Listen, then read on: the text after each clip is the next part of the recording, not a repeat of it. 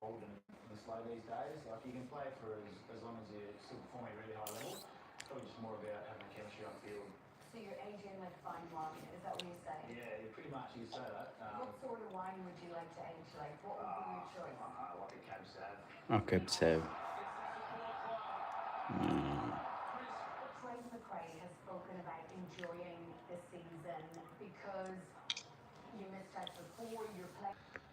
It took so long to win a flag a couple of years ago, so I didn't take that for granted. But then obviously going from that to missing finals, it's quite hard and challenging. So this year was kind of about regrouping and focusing on us as a team, I guess, and making sure we connect really well, enjoy the moments one week at a time, one training session at a time, not look too far ahead, trust their process.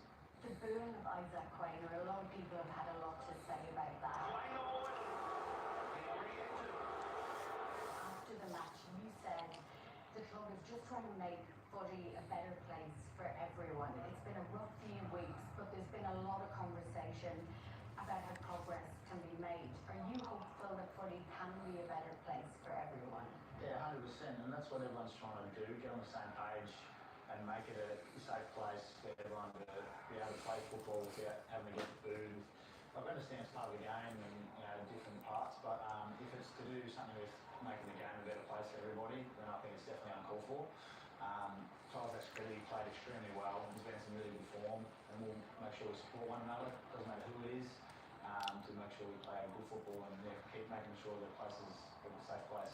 How is he going? That's a lot of spotlight on him that he wouldn't have been expecting. Yeah, as far as I know, he's doing really well. He's himself in here, and I'm sure he would have got plenty of support outside the club anyway, as well with his own family and friends. But in here, we make sure it doesn't matter who it is, we've got our arms around each other to support each other. Absolutely, Jack Crisp. Thank you so much for your time today. Best of luck. Thank you, Catherine. Thank you. There you go. He seems like Mamma mia. Now on the pies, we've got all the nice people at the pies to get involved. Horrible people. Go to footycolorsday.com.au. That's footycolorsday.com.au. You can host a morning tea, a sausage sizzle, a footy viewing party with drinks, whatever you want. It's such a great cause. just a bit worried there's going to be a line of people outside the studio demanding a fact check on that. But anyway, we'll leave that there. It is time to talk about what's been making news in tech this week. The fucking cat. And our National Technology Report, Angela Boapier, joins us now. And this topic has been on my sticky notes since I saw it earlier this week. We're headed to Russia. Vladimir Putin is reportedly pushing a national messaging app that grants the state access to its users' personal information. What could go wrong in a state where surveillance is already kind of a norm? Yeah, I mean, things can always get worse, and that's worth remembering. Although, Russians may not find that they have all the right information or necessarily a great deal of choice in the next, in how this plays out. But there is a messaging app which the regime, which Britain's government is pushing. It's called Max, and it gives total access, really. So there's no encryption, no real privacy policy. It now comes preloaded on all new phones in Russia, and it's obviously, raised a lot of concern about exactly what that will mean for the already dwindling privacy, freedom of political expression in Russia. The number of users has jumped very quickly. So this has really taken off very quickly. Jumped from 1 million people in early June to 30 million users in September. That might be because it's being promoted pretty heavily by the government there, and also, you see public servants being pushed to get on this app. And that's happening at the same time as, some of the more secure alternatives in that country, apps such as WhatsApp.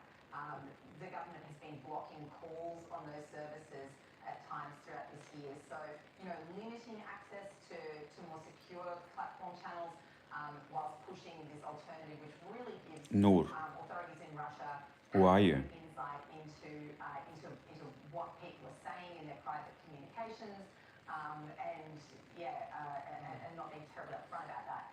Really interesting, because if you go to Russia and you report, everyone there seems to use Telegram or one of those encrypted apps already, so it's actually probably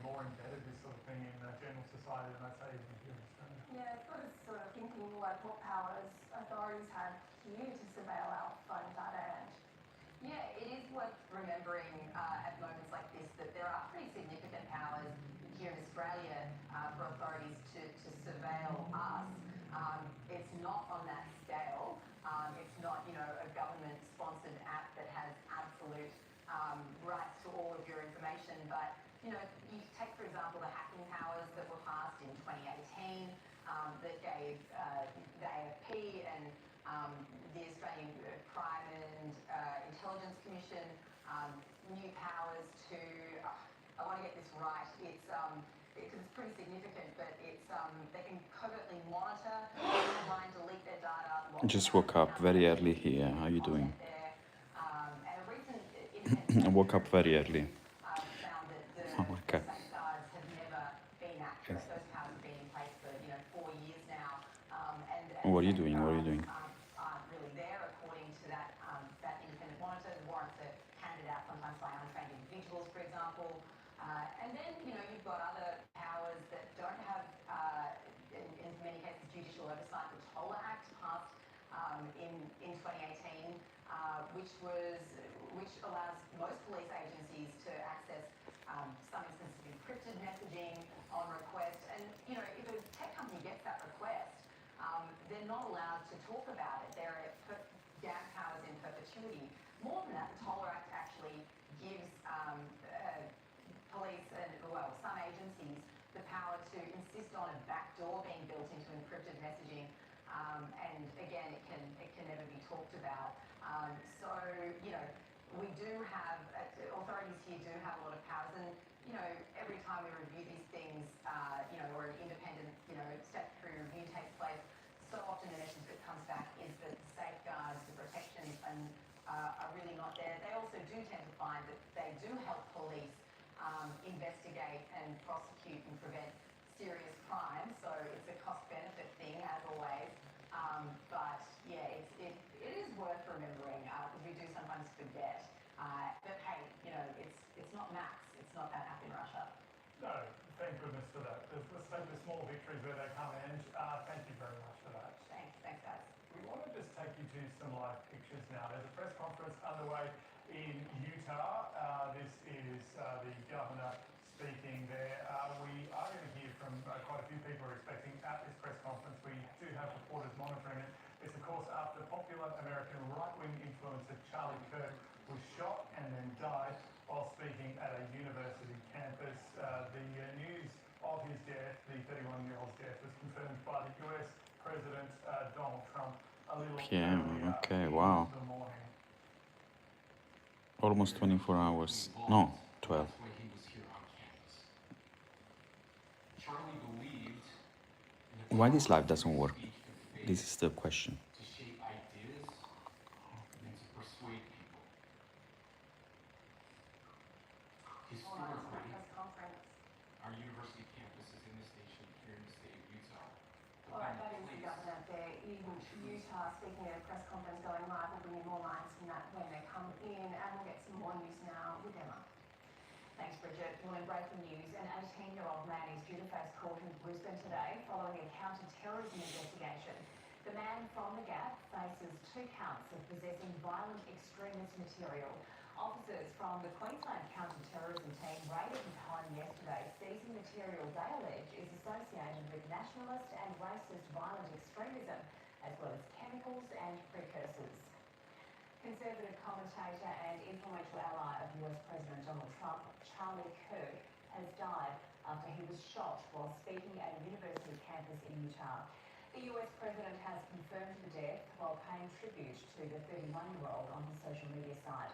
Australia's acting Prime Minister Richard Marles also condemning the suspected act of political violence. Obviously, our thoughts go out to Charlie Kirk's family. There is absolutely no place for political violence. That's the message that we have to take from this. Wild weather that spawned a couple of tornadoes and led to dozens of flood rescues in parts of New South Wales has continued overnight, with multiple warnings still in place. 2 tornadoes were seen in the state's central west, including one near Young yesterday afternoon. Rainfall totals in excess of 100 millimetres have been recorded in parts of the Illawarra coast and Sydney in the past 24 hours. Thank you for that, Emma. Now, the death toll from Nepal's Gen Z-led anti-corruption protest has climbed to 30, with more than 1,000 people injured. Our South Asia correspondent, Meghna Bali, has more. Even as Nepal's capital feels calmer today with the army in control, the way ahead for the country is far from clear. In just 48 hours, thousands of young anti-corruption protesters forced the Prime Minister to resign and torch some of the nation's most important institutions. Now comes the hard task of building something new. But with the Prime Minister and most of his ministers gone, there's a power vacuum. The army has stepped in to maintain order and are supported by many of the Gen Z protesters. Some organisers were even invited by the army chief to engage in talks for a possible interim government. But already divisions are showing. There's no clarity on the leadership of the protesters. Activists have been debating who could credibly represent them. Kathmandu's rapper-turned-mayor has been floated, as has a former Chief Justice. But with no single leader and no united list of demands, the road to a stable government is long. Meghna Bali there. Well, Muslim community leaders in Queensland say more needs to be done to tackle Islamophobia amid a rise in alarming incidents, including bomb threats and abuse directed at children. Our reporter Emily Dobson has more from Brisbane.